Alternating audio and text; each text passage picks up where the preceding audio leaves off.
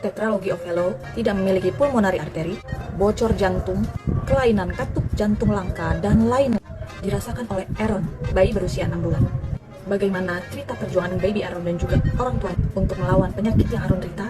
Simak video berikut. Konnichiwa, mari sehat dengan Aisyah dan nutrisi konten Jepang. Like, share, follow, dan komen video ini untuk info kesehatan lainnya. Mungkin aku adalah salah satu ibu yang dulu nggak kepikiran ya bahwa kelainan jantung itu akan terjadi pada anakku gitu. Jadi dulu pada kehamilan aku masih seperti biasa pada masa pandemi, tidak ada sedikit pun aku sakit pada hamil, nggak ada sama sekali. Kemudian anakku lahir secara sesar, lahirnya kata dokter sehat ya, kata dokter sehat, berat badannya oke. Kemudian tidak ada ciri-ciri kelainan jantung pada saat itu. Kemudian seperti ibu pada umumnya 3 hari langsung pulang ke rumah. Saya juga beraktivitas seperti biasa, tumbuh kembang anakku juga berjalan dengan baik.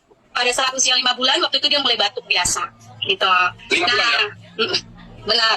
5 bulan itu mulai batuk, saya mulai bingung nih, ini anak kok mulai batuk itu lama ya sembuhnya gitu. Langsung dibawa ke dokter anak, waktu itu dokter anak bilang, oh mungkin karena alergi gitu. Akhirnya diobati, di nebulizer. Kemudian setelah itu ada 1 minggu kayaknya ya, sehat lagi, tiba-tiba di hari puncaknya itu malam-malam, dia sesak, kemudian tiba-tiba biru, kemudian keringetan, langsung dibawa ke IGD dan langsung koma. Langsung koma? Iya, langsung koma. Saturasi drop 10. 10? Iya, 10.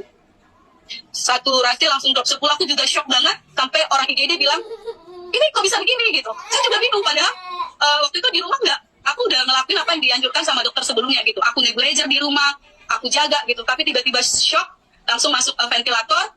Kemudian 1 kali 24 jam, anakku langsung koma, nggak bisa diapa-apain lagi waktu itu. Dokternya menyerah, rumah sakitnya menyerah. Tahu nggak Pak Niko? Kami hampir tiap malam dokter hanya manggil kami kritis loh. Bu, Pak, tolong di pintu anakmu kritis. Coba. Itu berbulan-bulan itu ngeri loh Pak Niko. Itu masa gimana ya? Nggak tahu lagi, nggak ada yang bisa dipikirin. Gitu, nggak ada yang bisa dipikirin selain anakku di dalam gitu. Pokoknya kami tuh hanya menunggu aja gitu. Tiba-tiba dokter bilang lagi pilihan terberat lagi tuh, tahu nggak Pak Niko apa? Bu, saya akan suntikkan obat dari tangan dia. Kalau nggak disuntikkan dia gagal jantung. Kalau disuntikkan tangannya akan terbakar. Gitu, wah gitu. Terus suami saya ngomong gini, Dok, kalau tangan anakku kebakar kayak mana gitu loh. Iya, gitu. Itu ada fotonya juga tuh tangannya terbakar.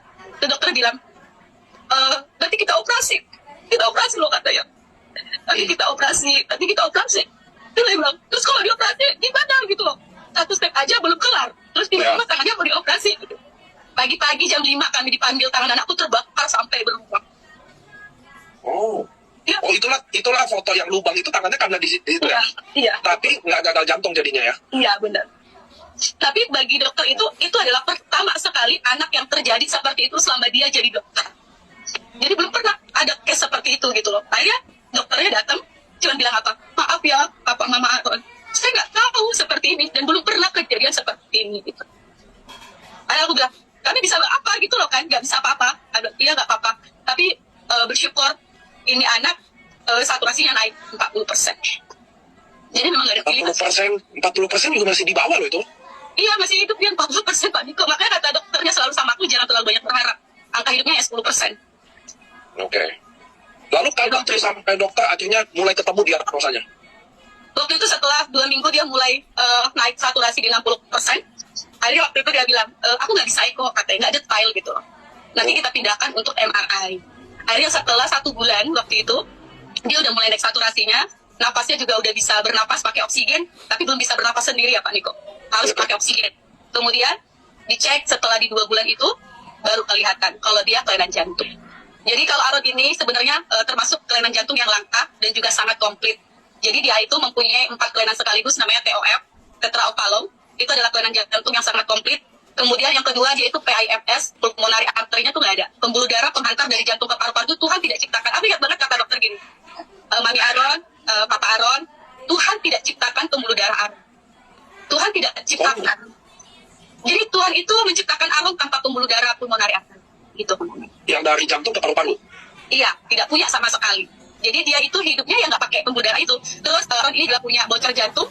Bocor jantungnya itu juga cukup banyak kata dokternya dan juga sangat besar gitu.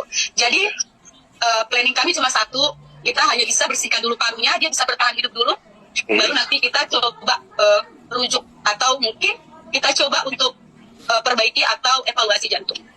Itu aja.